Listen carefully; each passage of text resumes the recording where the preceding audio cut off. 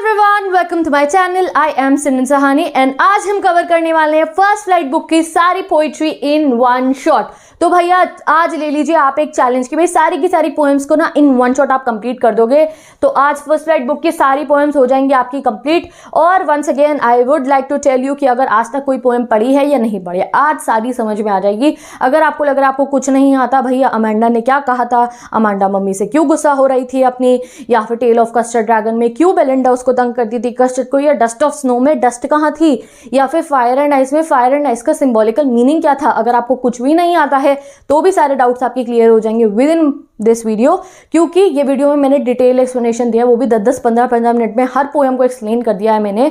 और जो है आपने अगर कुछ नहीं पढ़ा तो भी सारी पोएम्स आपको आ जाएंगी, अगर आपने पढ़ा है तो बहुत अच्छा रिविजन हो जाएगा। तो चलो शुरू करेंगे हम पोएम्स को। कौन कौन सी पोएम आज हम पढ़ने वाले हैं ये देख सकते हो आप। हम सबसे पहले पढ़ेंगे डस्ट ऑफ स्नो, फिर फायर एंड आइस, फिर टाइगर इन द जू, फिर how to tell wild animals, फिर पढ़ेंगे हम द बॉल पोएम। ठीक है, अब एक चीज please listen to me very carefully, ये जो पोइट्री की वीडियो है ना ये वन शॉट में 2 पार्ट्स में डालूंगी, ठीक है, क्योंकि अभी जो है आपको मिलेगी वीडियोस। इस वीडियो में डस्ट ऑफ स्नो मिलेगा, फायर एंड आइस मिल जाएगी, टाइगर इन द जू में पढ़ा दूंगी, how to tell wild animals और बॉल पोएम। यहाँ तक ये 6 वीडियोस हम अभी कवर कर लेंगे, ठीक है। आई थिंक सो बस 1 घंटे से भी कम समय में ये पोएम्स, बहुत कम समय लगेगा, ये पोएम्स कंप्लीट हो जाएंगे। आप लेंथ देख सकते हो वीडियोस की। ये 6 पोएम इस वीडियो में कंप्लीट हो रही है। इसका जो पार्ट 2 है वो ये रहा, जिसमें हम कवर कर रहे होंगे अमांडा, फिर पढ़ेंगे हम the trees, fog, tale of custard dragon, for Anne Gregory, ठीक है। तो बहुत बर्डन नहीं लगता। पोइट्री ना मैंने जानबूझ के ऐसे पोइट्री को 2 पार्ट्स में करा है, क्योंकि पोइट्री थोड़ी समझना ज्यादा होता है, पता है आपको। पोइट्री में थोड़ा और अच्छे तरीके से हमें चीजों को समझना होता है, तो इसको मैंने 2 पार्ट्स में कन्वर्ट कर दिया है। अलग अलग वीडियोस में मेरे चैनल पे डली हुई, अलग देखनी होगी आपको। जल्दी हो रही है कि भैया ये 6 कंप्लीट हो गई दीदी, हमें तो अगली वाली अभी करनी है, तो भैया सर्च करें the trees by Simran Sahani, for Anne Gregory by Simran Sahani, अलग अलग पढ़ लेना। वन शॉट वाली पार्ट 2 में से चेक कर सकते हो, ठीक है। तो अभी इस वाली वीडियो में हम कितनी पोएम कवर कर रहे हैं, 1 2 3 4 5 पोएम कवर करें।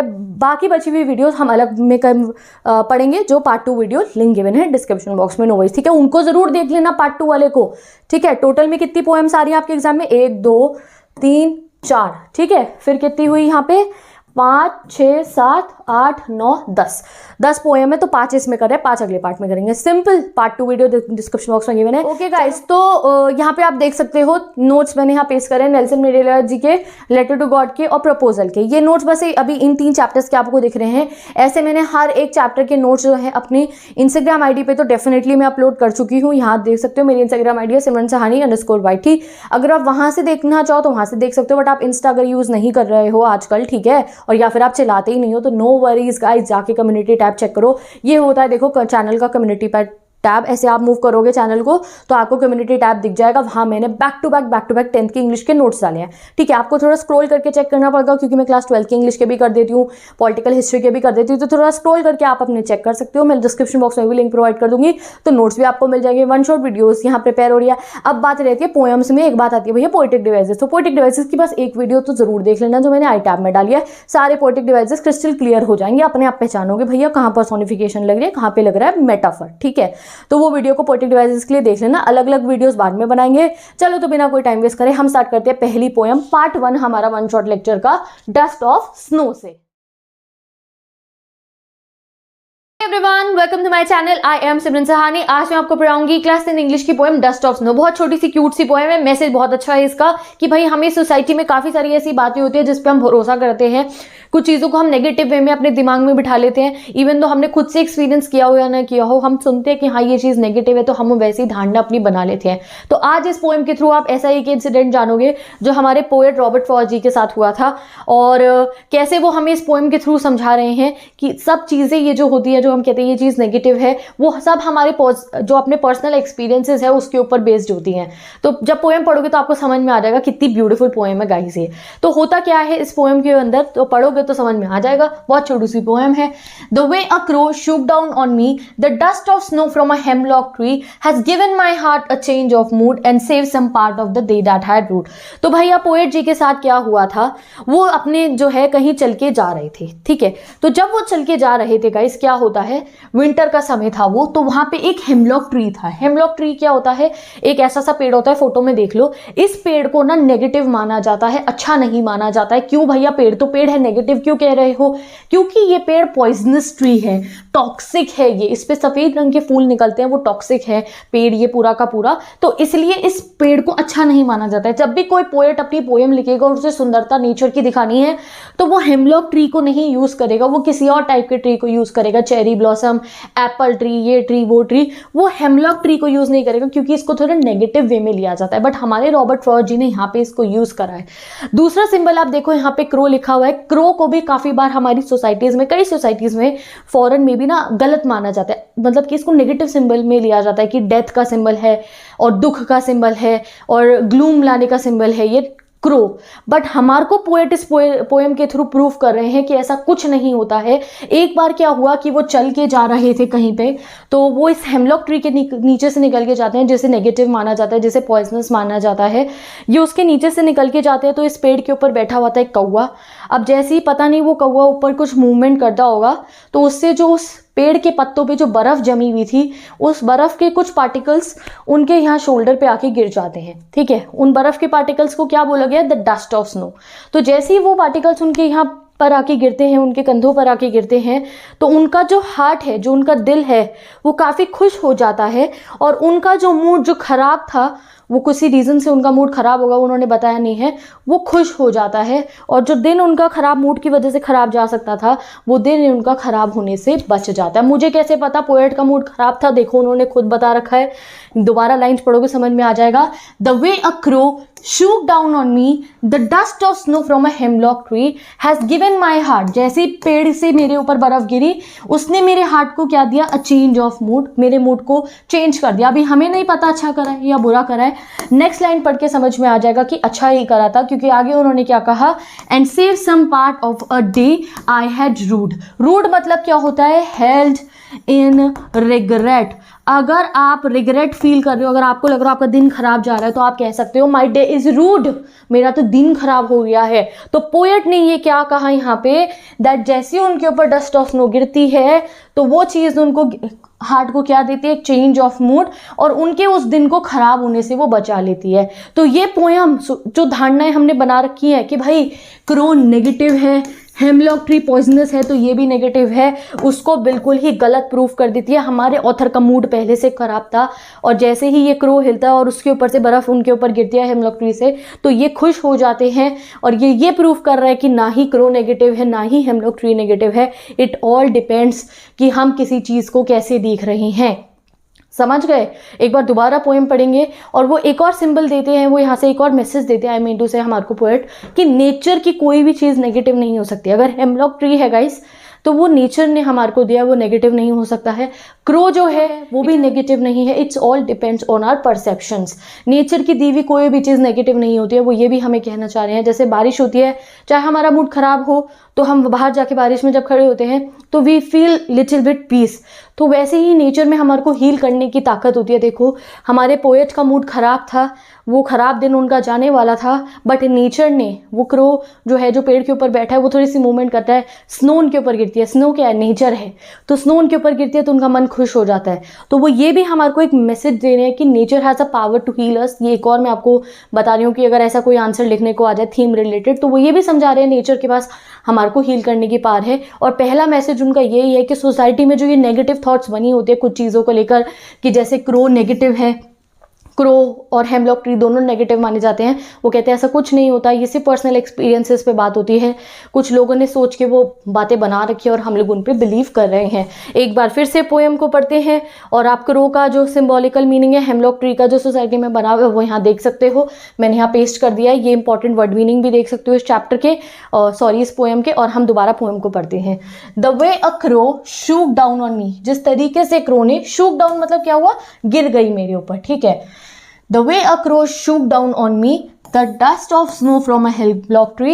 Dust of snow मतलब क्या हुआ? बहुत माइन्यूट पार्टिकल्स स्नो के।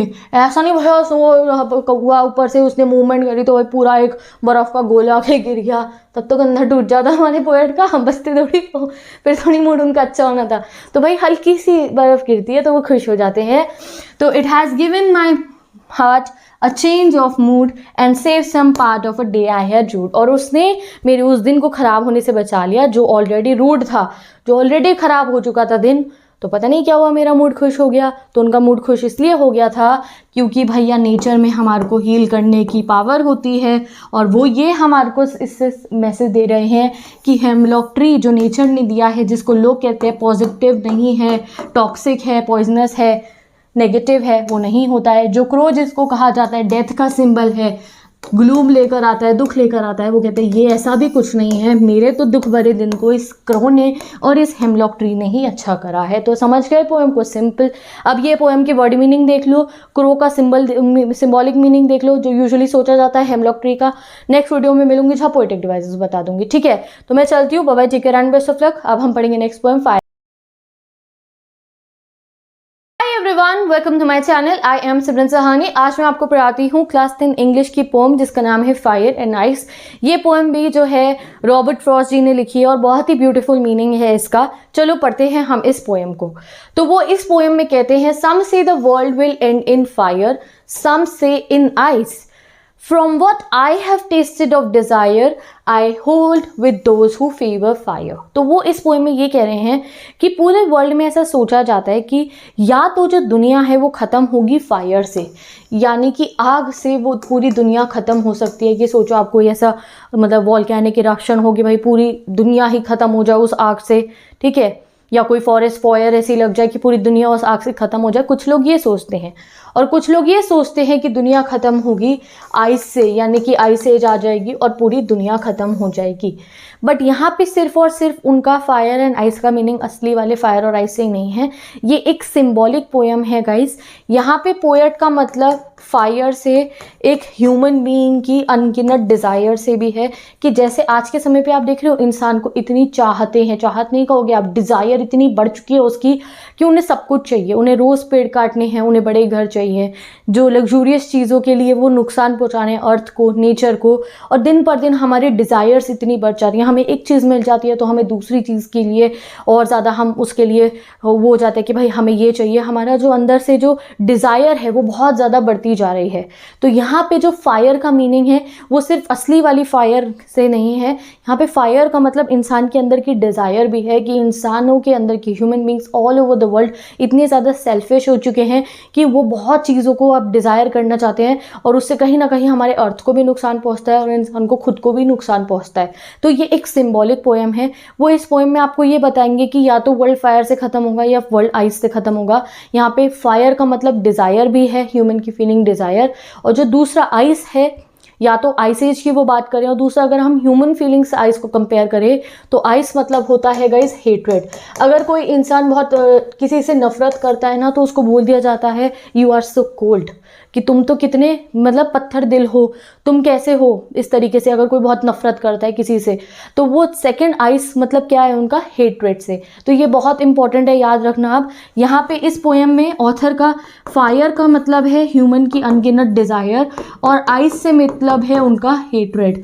तो वो पहले स्टैंजा में हमें कहेंगे कि दुनिया ख़त्म होगी फायर से, यानी कि जो इंसानों की अनगिनत डिज़ायर आती जा रही है ना, ये लालची इतने हो गए हैं हम लोग, शायद उस वजह से दुनिया ख़त्म हो जाए। और दूसरे स्टैंजा में वो कहेंगे कि अगर दुनिया दोबारा ख़त्म होगी तो वो आइस की वजह से होगी, यानी कि वो नफ़रत की वजह से भी हो सकती है, क्योंकि नफ़रत बहुत ज़्यादा बढ़ गई है सोसाइटी में। हमने वर्ल्ड वॉर 1 देखा, हमने वर्ल्ड वॉर 2 देखा। वो सब क्यों हुआ? क्योंकि इंसान ही इंसान का दुश्मन बन गया। हेट्रेड, नफ़रत इतनी फैल गई। हिटलर ने क्या करा जूस के साथ आपको पता है। तो वो ये कह रहे हैं कि दूसरी बार जब हमारा अर्थ ख़त्म हो सकता है, एंड हो सकती है हमारी लाइफ, तो वो शायद हेट्रेड की वजह से भी हो सकती है। तो मैंने आपको हिंदी में पूरी समरी अब बता दी है। पहले तो वो लिटरल मीनिंग आप देखो कि भाई आग लगने से भी अर्थ ख़त्म हो सकती है, क्योंकि भाई ग्लोबल वार्मिंग इतनी कर रहे हो तो आग लग जाएगी, ख़त्म हमारी अर्थ, नुकसान हो जाएगा हमारी अर्थ का, और वी विल ऑल डाई। दूसरे में वो कह रहे हैं शायद आइस एज आ जाए तो हमारी अर्थ खत्म हो सकती है। बट अगर हम इसका सिंबॉलिक मीनिंग देखेंगे तो वो ये कहना चाह रहे हैं कि फायर मतलब है ह्यूमन बींग्स की डिज़ायर। लोग इतने लालची हो गए हैं, अर्थ को नुकसान पहुंचा रहे हैं, इतना अपने आप को भी नुकसान पहुंचा रहे हैं, और ये लालच उनको डुबा लेके जा सकता है, हमारी अर्थ को भी नुकसान पहुंचाएगा और फाइनली अर्थ ख़त्म हो जाएगी, जो ह्यूमन बींग्स है वो ख़त्म हो जाएंगे। और दूसरा अगर हम बात करें अपने आइस की, तो वो कहते हैं इफ़ कहते हैं that if world had to perish twice, यानी कि अगर दोबारा वर्ल्ड को खत्म होना हो तो मैं कहूँगा कि वो नफरत की वजह से खत्म हो सकती है। जैसे इतने वर्ल्ड वॉर हुए, 2 वर्ल्ड वॉर हुए, इतने वॉर्स होते रहते हैं हमारी सोसाइटी में, तो it's all because of the hatred. तो अभी हिंदी में समझ में आ गया, अब एक बार लाइन्स पढ़ोगे सब समझ में आ जाएगा। सम say the world in fire, some say in ice. तो कहते हैं कि कुछ कहते हैं फायर से खत्म होगी, यहाँ फायर से असली वाली फायर का मतलब भी और ह्यूमन वाली डिजायर भी, अब आपको पता है। सम से इन आइस, कुछ कहते हैं आइस से। अब यहाँ पे आइस का लिटरल मीनिंग आइस से जाके भी वर्ल्ड एंड हो सकता है, और दूसरा कि आइस मतलब नफरत की, लोग इतनी नफरत करते हैं एक दूसरे से कि कल को सब एक दूसरे को मार देंगे एंड वर्ल्ड एंड हो जाएगा, समझ गए। बट हमारे पोएट पहले वाले स्टैंजा में क्या कहते हैं, from what I have tested of desire, but जो मैंने खुद टेस्ट करा अपनी लाइफ में, जो मैंने खुद एक्सपीरियंस करा कि लोगों में इतनी ज़्यादा इच्छाएं बढ़ गई हैं लोगों की कि लोग सिर्फ अपना भला सोचते हैं, दूसरे का नहीं सोचते। अपने भले के लिए सामने वाले को कुछ भी कह देते हैं, चाहे उसे कितना भी बुरा लगे, चाहे वो उनकी बात सुन के परेशान हो जाए, बट उनका अच्छा हो गया तो वो खुश हैं। लोग लालची हो गए हैं, मतलबी हो गए, सिर्फ अपने बारे में सोचते हैं। तो ऐसे वर्ल्ड कहाँ जाएगा, एंड की तरफ ही तो जाएगा। तो वो कह रहे हैं that from what I have tested of desire I hold with those who favour fire. तो पहले वाले से अंदर में कहते हैं नहीं भाई, मुझे भी लगता है फायर से, या फिर जो इतनी डिज़ायर लोगों की बढ़े, इतना लालच, इतनी ज़्यादा विशेष लोगों की बढ़े, उससे अर्थ जो है या जो वर्ल्ड है वो एंड होगा। बट फिर वो दूसरे स्टैंजा में क्या कहते हैं, but if it had to perish twice, but अगर हमारे वर्ल्ड को 2 बार एंड होना होगा, पेरिश मतलब डिस्ट्रॉय हो जाना, ठीक है, पेरिश मतलब खराब हो जाना, एक तरीके से डिस्ट्रक्ट हो जाना। तो वो कहते हैं अगर वर्ल्ड को 2 बार डिस्ट्रक्ट होना होगा तो आई think I know enough of hate. I think I no enough of it मतलब कि भाई मुझे नफ़रत की भी पूरी नॉलेज है। मैंने सोसाइटी में अपने आसपास में लोगों को नफ़रत करते हुए भी देखा है। वर्ल्ड वॉर 1 हुआ, वर्ल्ड वॉर 2 हुआ, क्यों हुआ, समझ गए। जो लोग समझ ही नहीं पाए, ठीक है, रुक नहीं पाई वो चीज़ क्योंकि नफ़रत इतनी बढ़ गई थी। तो वो कहते हैं I think I know enough of hate to say for the destruction ice is also great and would suffice. यानी कि वो कहते हैं कि अगर डिस्ट्रक्शन की ही बात करो तो आइस भी पूरा काम कर सकती है, यानी कि आइस से जाने से भी वर्ल्ड एंड हो सकता है। और जो इतनी नफरत लोगों में आ चुकी है कि सामने वाले की चिंता नहीं करनी है, उसको जो है इंसानियत ख़त्म होती जा रही है वर्ल्ड में से, तो हाँ उससे भी जो है वर्ल्ड हमारा एंड हो सकता है। तो वो कहते हैं to say that for destruction ice is also great. हाँ, नफरत करना और आइस एज भी जो है पूरा ग्रेट रोल परफॉर्म कर सकती है वर्ल्ड को एंड करने का। एंड वुड सफाइस, सफाइस मतलब क्या हुआ, सफिशिएंट है। हाँ, ऐसा नहीं है कि आइस या फिर आपको नफरत जो है वो वर्ल्ड को एंड नहीं कर सकती। जैसे बड़ी बड़ी डिज़ायर लोगों की, लालची होना, सिर्फ अपने बारे में सोचना वर्ल्ड को एंड कर सकता है, वैसी नफरत भी वर्ल्ड को एंड कर सकती है। It is also sufficient. अब आप यहाँ पे इस वाली फोटो में वर्ड मीनिंग देख सकते हो फायर एंड आइस के। सिंपल, सफाइस का मीनिंग क्या है, आइस का सिम्बॉलिक मीनिंग क्या हुआ यहाँ पे, हेट्रेड, और डिज़ायर का फायर का सिम्बॉलिक मीनिंग डिज़ायर है, और बाकी कोई वर्ड मीनिंग इसके है नहीं। तो आई होप आपको पोएम समझ में आ चुकी होगी। तो अब मैं चलती हूँ, bye bye, take care, best of.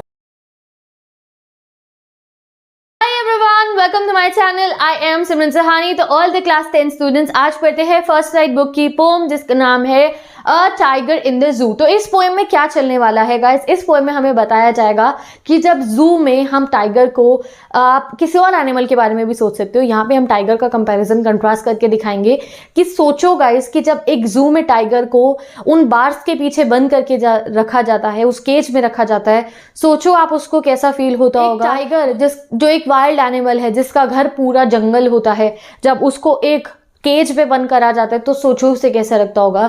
ये कंपेयर और कंट्रास्ट करके हमें पोएट बताएंगे इस पोएम में। पोएट का नाम आप बताओ मुझे कमेंट सेक्शन में। तो वो दिखाएंगे हमारे को, एक बार वो बताएंगे हमें जू में रहते हुए टाइगर के बारे में कि वो कैसे चल रहा है, वो कैसा फील कर रहा है, वो कैसा है इस समय पे। और उसी पल दूसरे पल वो बताएंगे हमारे को एक ऐसे टाइगर के बारे में जो बहुत ही बिल्कुल फ्रीडम के साथ जो है बाहर घूम रहा है जंगल में। तो आप खुद पहचान पाओगे उस टाइगर का दर्द जो जू के अंदर बंद है। तो चलो पढ़ते हैं हम। तो यू नो दैट ये पोएम कंट्रास्ट शो कर रहा है बिटवीन एक टाइगर जो जू में है और दूसरा टाइगर जो अपनी नेचुरल हैबिटेट में है। नेचुरल हैबिटेट मतलब नेचुरल घर। नेचुरल घर क्या है टाइगर का, भाई जंगल है। तो दोनों का कंपैरिजन देखेंगे, एक जंगल वाले टाइगर का, एक जू वाले टाइगर का। तो चलो पढ़ते हैं पोएम को। ही स्टॉक्स, अब यहाँ पे पर्सोनिफिकेशन का यूज हुआ है। ही थोड़ी कहेंगे हम टाइगर को, तो इट कहना चाहिए। तो हमने टाइगर को ह्यूमन बीइंग की तरह लिया है, ही यूज करा, ये पर्सोनिफिकेशन है। अगर बाकी पोएटिक डिवाइसेस चेक करने, वैसे ना मैंने एक पोएटिक डिवाइसेस की वीडियो बना रखी है, उसमें मैंने तुम्हें सारे पोएटिक डिवाइसेस कवर करा दिए हैं। अगर आपने उस वीडियो को देख लिया तो खुद से सारे पोएटिक डिवाइसेस पहचान रही होगी। अगर देखनी है वो वीडियो तो आई टैब में जाके देख सकते हो, ठीक है। कि कोई भी पोएटिक डिवाइस आ जाए किसी भी पोएम में, आप उसको आंसर कर पाओगे। 12th के स्टूडेंट्स भी उसी वीडियो से पोएटिक डिवाइसेस प्रिपेयर करते हैं, आप भी कर सकते हो। दोनों के लिए सब एक्सप्लेन कर दिया। जो हमारे आजकल की पोएमों में चलते हैं ना पोएटिक डिवाइस, वो सब बहुत आसान भाषा में मैंने समझा दिया है। तो अगर आपका एग्जाम आने वाला है and you are very scared about poetic device, go and watch that video. तो अभी मैं पूरी पोएम पढ़ाती हूँ, पोएटिक डिवाइसेस बाद में करेंगे, ठीक है। तो पढ़ते हैं पोएम को। He stalks in his vivid stripes. Vivid stripes मतलब जो इतनी ब्यूटीफुल, जो इतनी ब्राइट ब्राइट स्ट्राइप्स होती है ना, जो टाइगर के बॉडी पे होती है, तो वो स्टॉक कर रहा है। स्टॉक मतलब क्या हुआ, धीरे धीरे चल रहा है। स्टॉक्स मतलब छोटे छोटे कदम रख के वो चल रहा है। कौन चल रहा है, टाइगर चल रहा है। The few steps of his cage, कुछ कदम चल रहा है अपने केज के, क्योंकि उसका केज है ही छोटा सा, भाई कहाँ को जाएगा, घूम तो नहीं सकते ना जंगल की तरह। तो he stalks in his vivid stripes the few steps of his cage on pads of velvet quiet in his quiet rage. कितनी ब्यूटीफुल लाइन है। कैसे चल रहा है वो, धीरे धीरे कदम रख के चल रहा है, फ्यू स्टेप्स अपने केज के, on pads of velvet quite. अब इस पे क्वेश्चन आते एग्जाम में, पैड्स ऑफ वेलवेट क्वाइट क्या है। आपने पैर देखे हैं फर वाले, ऐसे बहुत सॉफ्ट सॉफ्ट पैर होंगे, पॉज कहेंगे उनको। टाइगर के पॉज कैसे होंगे, सॉफ्ट सॉफ्ट बिल्कुल, फर वाले। उनको अगर वो चलेगा तो आवाज़ नहीं आती बिल्कुल भी। तो टाइगर जब चल रहा है तो उसके पॉज जब पड़ रहे हैं ज़मीन पे तो कोई आवाज़ नहीं आ रही है, बिल्कुल क्वाइट है, बिल्कुल उसी एंगर की तरह। रेज मतलब क्या होता है, एंगर, गुस्सा, जो उसने अपने मन के अंदर दबा रखा है। क्या टाइगर खुश होगा जेल में, नहीं होगा ना। तो वो उसके अंदर गुस्सा होगा। सोचो अगर एक बार ही दरवाज़ा खोल दिया केज का तो उसमें कितना गुस्सा है, समझ गए आप, कितना गुस्सा होगा उसके अंदर। बट वो सब गुस्सा, वो तो चाहेगा कि मैं बाहर जंगल में भाग जाऊं, बट वो सब गुस्सा उसने जो है अपने मन के अंदर शांत करके बैठा हुआ है। जिस शांति से वो वहाँ पे केज के अंदर चल रहा है, उसी शांति से उसने वो गुस्से को अपने मन में दबा रखा है। तो दोबारा पढ़ते हैं इन लाइन्स को। He stalks in his vivid stripes, bright वाली stripes, the few steps of his cage on pads of velvet quiet, यानी कि जो उसके पैर हैं, जो पॉज हैं, उसके इतने वेलवेटी हैं वो कि चलते हुए आवाज़ नहीं आ रही है। इन हिज क्वाइट रेज, चल कैसे रहा है वो, क्वाइट रेज में। क्वाइट मतलब होता है शांत और रेज मतलब होता है गुस्सा। तो भाई ये भी एक टाइप का पोएटिक डिवाइस है, मैंने समझा रखा है, जाके देख सकते हो आप कौन सा पोएटिक डिवाइस है। किसी को पता है तो बताना कमेंट्स में। तो क्वाइट रेज मतलब क्या हुआ कि वो शांत है बट उसके मन में बहुत गुस्सा भरा हुआ है, समझ गए, उसने उसको शांत करके वो चल रहा है। अब नेक्स्ट स्टैंजा पढ़ते हैं। अब इस स्टैंजा में बताया गया है कि एक्चुअली में उस टाइगर को कहाँ होना चाहिए। तो he should be lurking in shadow sliding through the long grass near the water hole where plump deer pass. वो कह रहे हैं अब इस लाइन में कि भाई उस टाइगर को कहाँ होना चाहिए था, उसे शैडो में होना चाहिए था। ही should be lurking in shadow, उसे छुपना चाहिए था जंगल में, घास के पीछे ऐसे। Near the water hole, water hole क्या हुआ, कोई वाटर बॉडी हो जहाँ पे वो डियर, वो देखिए नहीं आपने डिस्कवरी पे वो हमें दिखाते डॉक्यूमेंट्रीज की, डियर पानी पीने आता है और फिर वो उनको जो है हंट करते हैं tiger.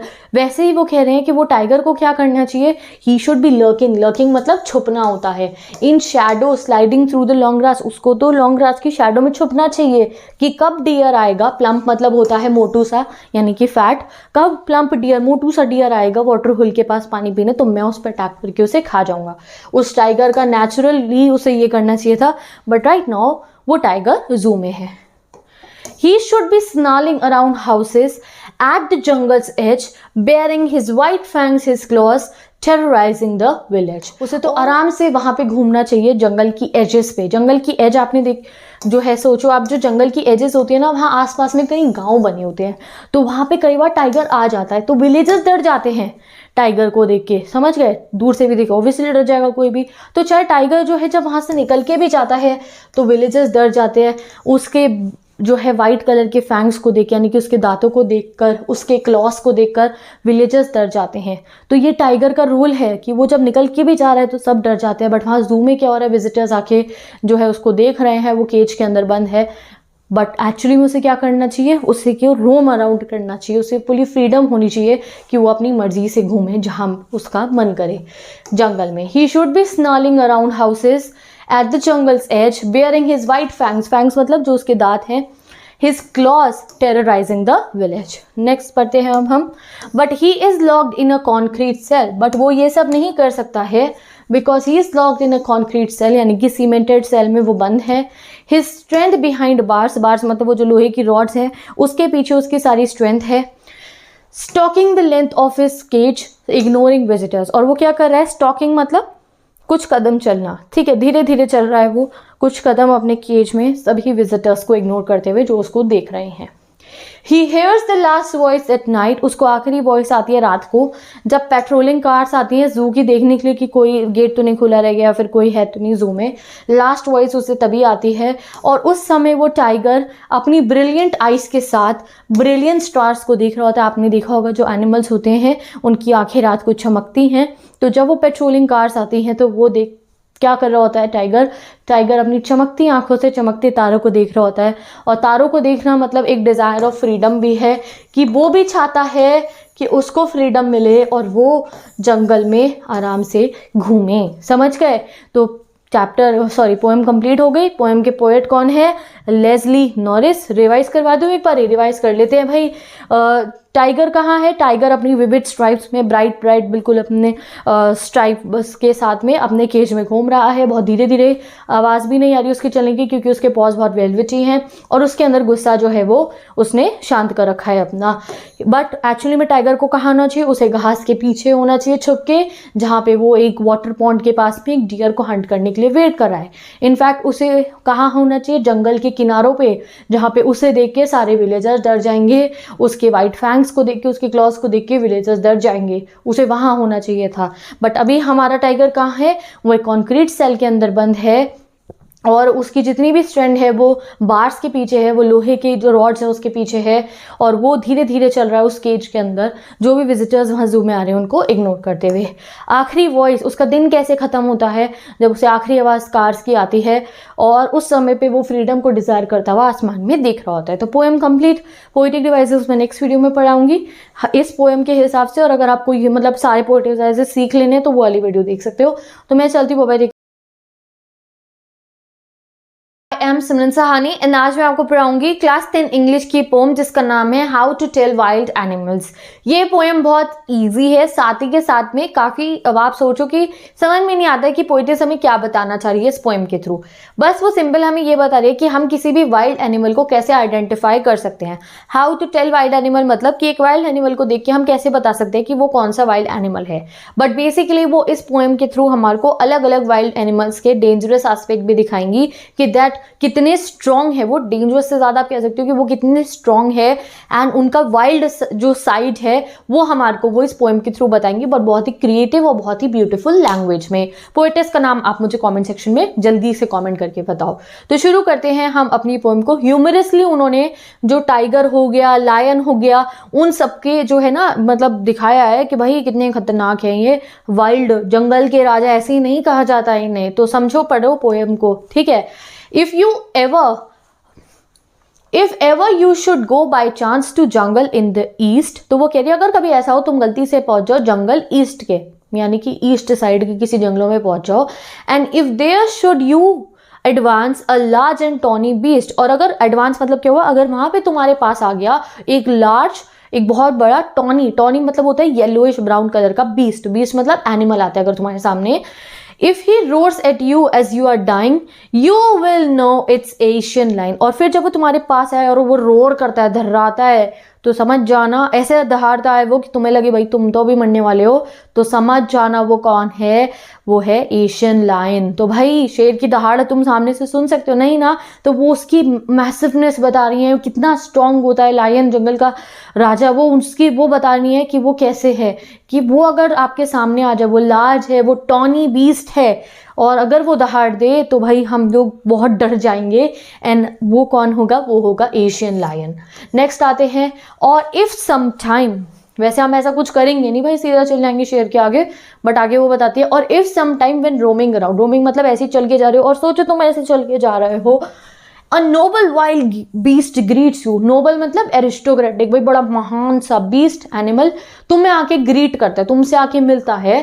With black stripes on yellow ground. वो कैसा है, उसका येलो कलर का ग्राउंड है। येलो ग्राउंड मतलब बॉडी तो येलो है बट ऊपर काली काली स्ट्राइप है। कौन सा हुआ ये, समझ गए ना। तो वो कहनी है कि अगर ऐसा हो कि तुम चल के जा रहे हो, फिर एक नोबल बीस्ट आके तुमसे मिले जिसकी येलो बॉडी है, काली काली धारियां उस पे, just notice if he eats you, this simple rule may help you learn the Bengal tiger to discern. तो वो कह रही है अगर वो तुम्हारे सामने आ जाएगा तो नोटिस करना कि शायद वो तुम्हें खाना चाहे, क्योंकि यही से सिंपल रूल पहचानने का किसको, द बंगाल टाइगर को।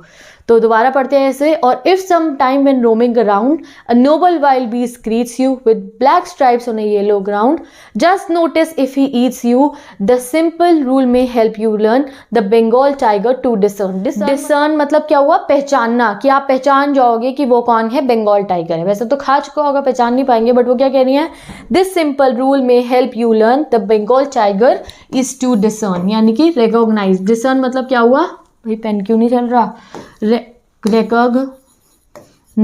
डिसर्न मतलब क्या हुआ, रिकॉग्नाइज। वैसे वर्ड मीनिंग की टेंशन मतलब अभी एंड में एक फोटो लगाऊंगी, उसमें सारे वर्ड मीनिंग पता चल जाएंगे।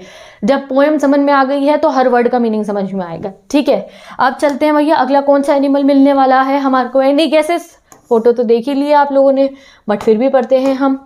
इफ स्ट्रोलिंग फोर्थ, स्ट्रोलिंग मतलब ऐसे चल के घूमते फिरते तुम जा रहे हो, अब बीस्ट यू व्यू, तुम्हें एक बीस्ट, एक और एनिमल, वाइल्ड एनिमल दिखाई दे, whose hide with the spots is peppered। Hide मतलब होता है स्किन, एनिमल की स्किन को हाइड बोला जाता है। उसकी जो स्किन है वो स्पॉट से पेपर कर गई है। पेपर्ड मतलब क्या हुआ, आप जैसे खाने में नमक डालते हो तो ऐसे ऊपर से छिड़क लेते हो, मिर्च डालते हो तो ऐसे ऊपर से छिड़क लेते हो। तो वो कह रहे हैं एक, अगर आपको एक ऐसा एनिमल दिखे जिसकी जो बॉडी है, जिसकी जो स्किन है, उसके ऊपर ब्लैक कलर के स्पॉट्स को ऐसे छिड़क दिया गया है, तो आप समझ जाना वो कौन सा एनिमल होगा। हम तो समझ गए, बट पोएटिस की लाइन से पढ़ते हैं। If strolling forth a beast you view, whose hide with spots is peppered, as soon as he leapt on you, you will know it's leopard। तो भाई जैसे ही तुम उसे देखोगे वो तुम्हारे पे लेफ्ट, मतलब कि वो तुम्हारे पे आ सकता है ऐसे जंप करके, और तभी तुम समझ जाओगे कि वो क्या है, वो लेपर्ड है। As soon as he leapt on you, you will know it is the leopard। अब आगे बढ़ते हैं।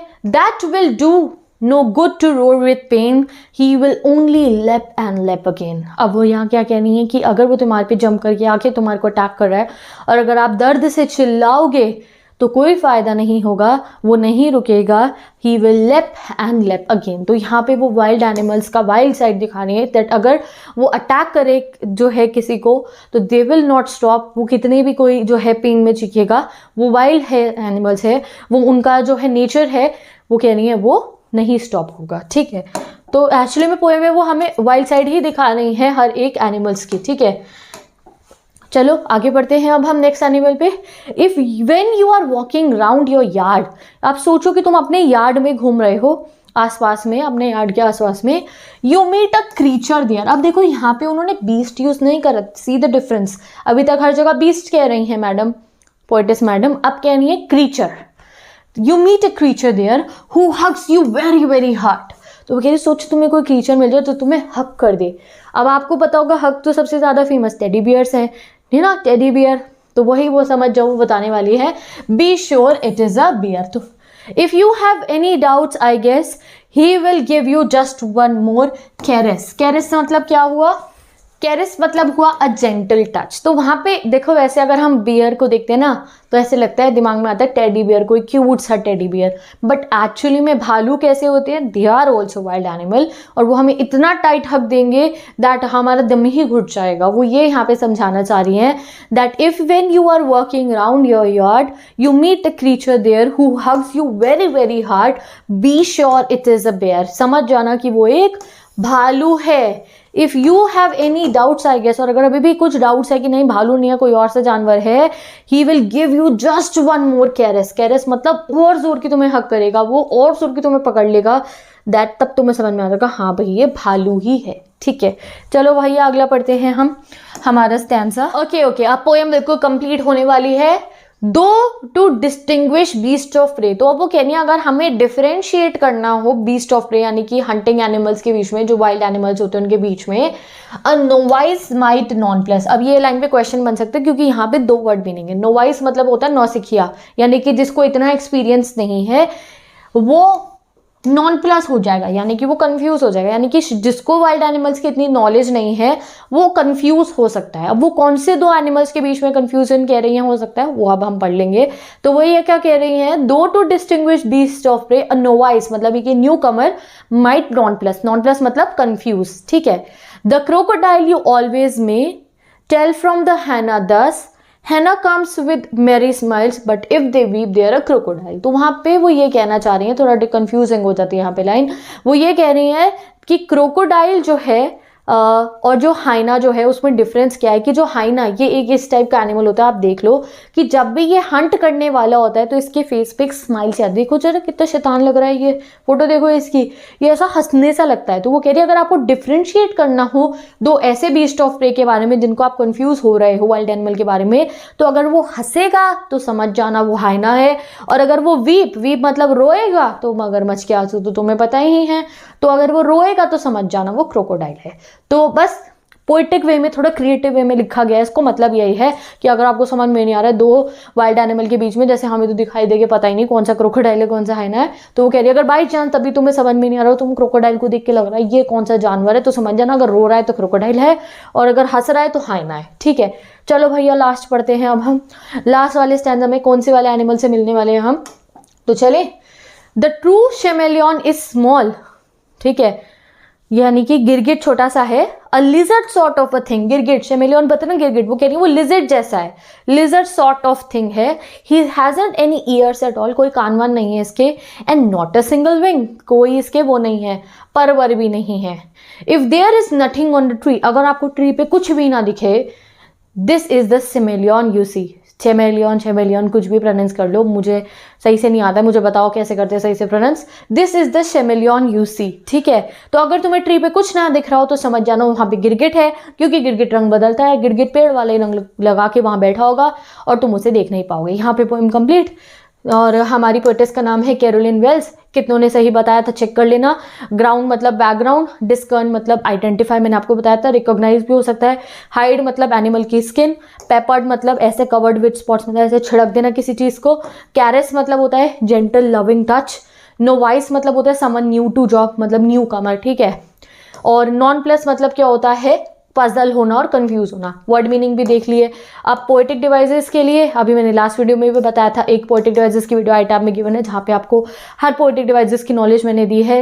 आप बिना किसी आप लर्न करें कि इस वाली पोएम में ये पोएटिक डिवाइस लगा, इस वाली लाइन में पोएटिक डिवाइस लगा है, हर पोएटिक डिवाइस को खुद से पहचान पाओगे, क्या सिमिली, क्या मेटाफर, क्या ऑक्सीमोरॉन, क्या आइरनी, क्या इमेजरी, अगर आप उस वीडियो को देख लोगे। बट अगर आपको हर पोएम की अलग अलग पोएटिक डिवाइस देखने हैं तो वो भी मैंने पढ़ा दिया, तो go and check out the description box. Class 10 का रिवीजन बैच है, वहाँ इंपॉर्टेंट क्वेश्चन है, शॉर्ट लॉन्ग क्वेश्चन है, सीबीएसई के लेटेस्ट पैटर्न के एमसीक्यू एक्सट्रैक्ट है।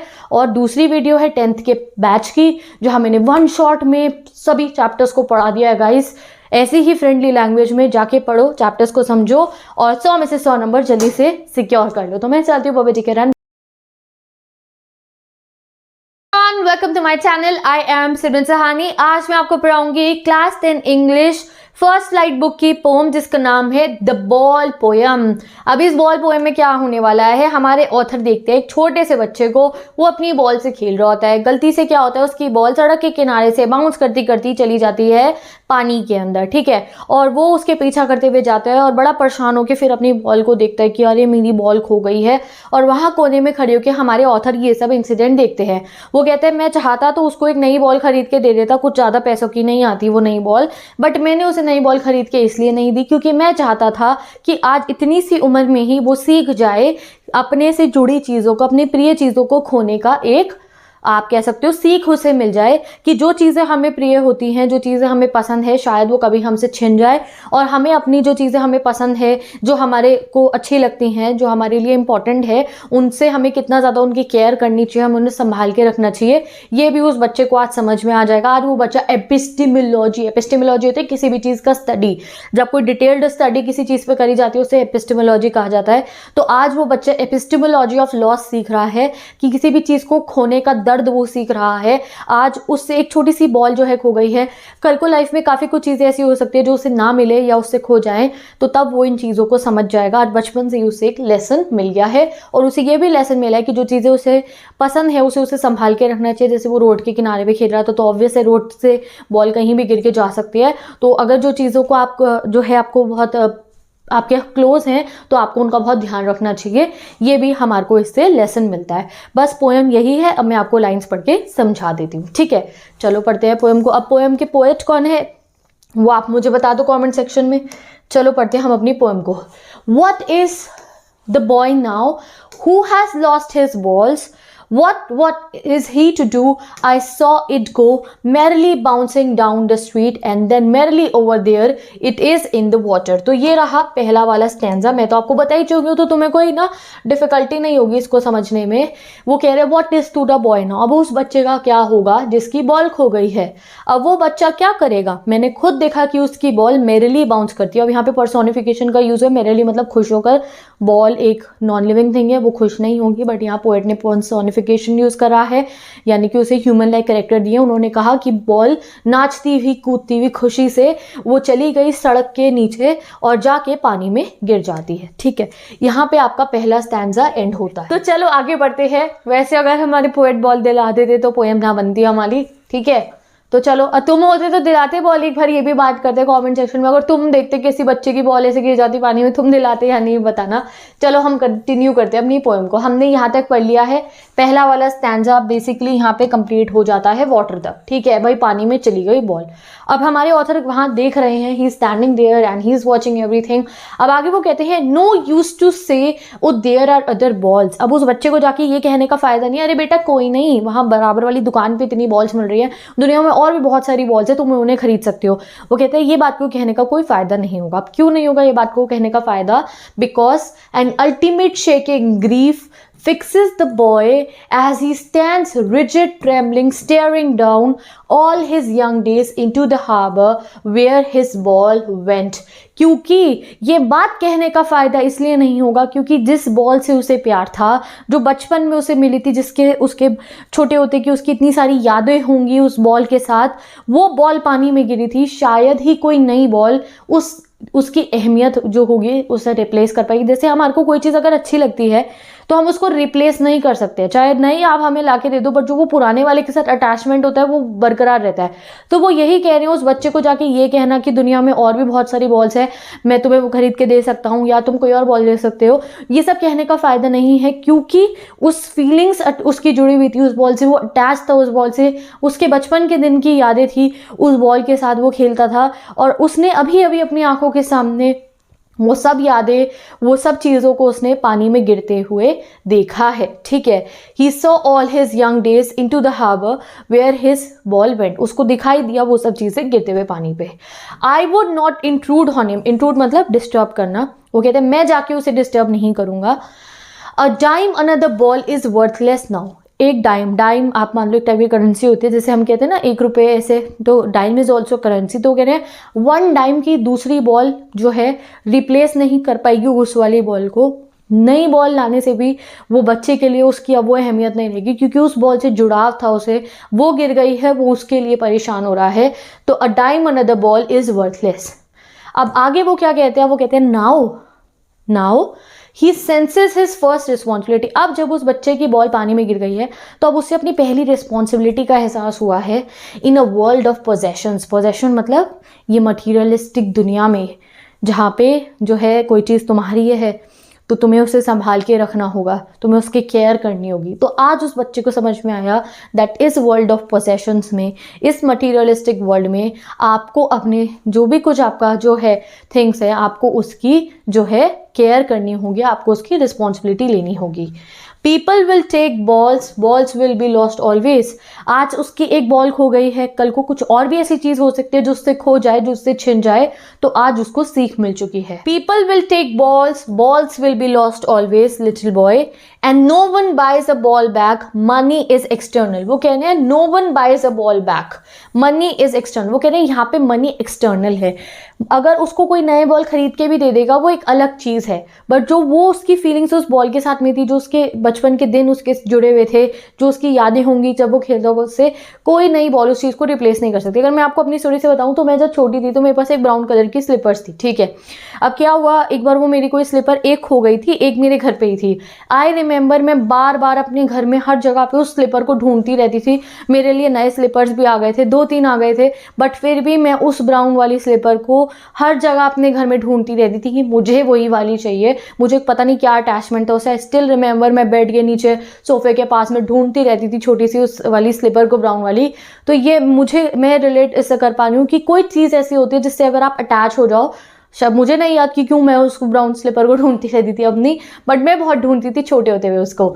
तो ऐसा ही है, वो बच्चे के लिए वो समझा रहे हैं कि उस बॉल अगर उसको नहीं ला के दे देंगे, मनी एक्सटर्नल है यहाँ पे मनी एक एक्सटर्नल चीज़ है। यहाँ बात हो रही है दैट उसका अटैचमेंट उस बॉल से था। ऐसे ही लाइफ में गाइस, अभी इस पोएम को हम अगर इसके दूसरे थीम से देखें तो वो यहाँ पे ये कह रहे हैं कि लाइफ में आप किसी भी चीज़ को अगर प्यार करते हो तो ऐसा हो सकता है कि वो आपसे छिन जाए, ठीक है। आप मटीरियलिस्टिक चीज़ को नहीं, वो कह रहे कोई भी ऐसी चीज़ जो आपको प्यारी हो सकता है आपसे वो छिन जाए।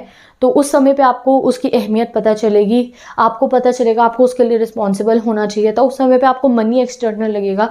अगर वो चीज़ आपसे छिन गई जिससे आप बहुत प्यार करते थे, तो तब आपको पैसा, इस सब चीज़ की टेंशन नहीं होगी। You will only suffer for that. Okay, तो चलो आगे बढ़ते हैं। He is learning well behind his desperate eyes। अब वो उस बच्चे पे वापस आ गया, वो बच्चा वहीं पर है, वो देख रहा है वहाँ पानी में उसकी बॉल चली गई उस जगह पे। वो कह रहे हैं he is learning, कह रहे हैं वो कुछ नई चीज़ सीख रहा है। लर्निंग मतलब वो सीख रहा है। well behind his desperate eyes, उसकी आइज डेस्परेट है। डेस्परेट क्यों है? उसकी बॉल गिर गई है, परेशान है वो। तो अपनी आंखों में वो कह रहे हैं वो सीख रहा है। क्या सीख रहा है वो? The epistemology of loss, how to stand up knowing what every man must know one day and most know many days, how to stand up. अब ये लाइन देख के कंफ्यूज मत हो, वो सिंपल ये कह रहे हैं। एपिस्टेमोलॉजी मतलब मैंने आपको बताया, देखो किसी भी चीज़ की स्टडी को, नॉलेज को कहा जाता है एपिस्टेमोलॉजी। तो वो कह रहे हैं आज ये बच्चा लॉस की नॉलेज समझ रहा है। उसको आज छोटी सी उम्र में पता चल गया किसी भी चीज़ को खो देने से कैसा फील होता है। बचपन में ही उसे ये लेसन, उसको ये स्टडी मिल गई है कि अगर कोई चीज़ जैसे आप पसंद करते हो वो खो जाए तो कैसा फील होगा, और तब आपको कैसे स्टैंड लेना है, how to stand up that situation. जैसे वो वहाँ पे खड़ा है, he is not crying, okay. वो ऐसे जोर जोर की चिल्लाने मेरी बॉल गिर गई, बॉल गिर गई, नहीं, वो चुपचाप खड़े होकर देख रहा है। उसे अपनी गलती पता होगी कि मैं रोड पे खेल रहा हूँ, इस वजह से मेरी बॉल गिर गई है पानी में। ही स्टैंडिंग, और वो उस पेन को एक्सपीरियंस कर रहा है। और यही चीज़ हर एक इंसान को करनी चाहिए। अब लास्ट वाले जो है ना, अब ये बच्चे से रिलेटेड नहीं है। वो बच्चा रो नहीं रहा है, वो बच्चा सिर्फ अपनी डेस्परेट आइज लेके वहाँ देख रहा है, ठीक है। वो कह रहे हैं यही, और स्टैंड अप कर रहा है, उसको समझ में आ गया, वो चुपचाप खड़ा है, वो समझ में आ गया उसको मेरी गलती थी। तो वो कह रहे हैं knowing what every man must one day know and most know many days, how to stand up. और कह रहे हैं यही चीज़ हमारी दुनिया में हर इंसान को समझना चाहिए कि जो है अगर उनसे गलती हो, कोई चीज़ उनसे छिन जाए, तो फिर अब उनको जो है उस चीज़ को समझना पड़ेगा, स्टैंड अप करना पड़ेगा। जो एक्सपीरियंस अब उन्हें जो आएगा उसको उन्हें एक्सेप्ट करना पड़ेगा। तो यही पोएम थी, सिंपल सी। Thank you so much for watching this videos. Part 1 poem का कंप्लीट हो चुका है फर्स्ट राइट की। अब हम मिलेंगे पार्ट 2 वीडियो में, जहाँ पे हम बाकी बची हुई पोएम्स को कंप्लीट कर रहे होंगे, जो है Amanda, the trees, for an Gregory, the tale of custard dragon और फॉग, है ना। यही हो गई सारी कंप्लीट। हाँ, ये सब हम उसमें कंप्लीट कर लेंगे। तो मैं चलती हूँ, bye bye, take care, best.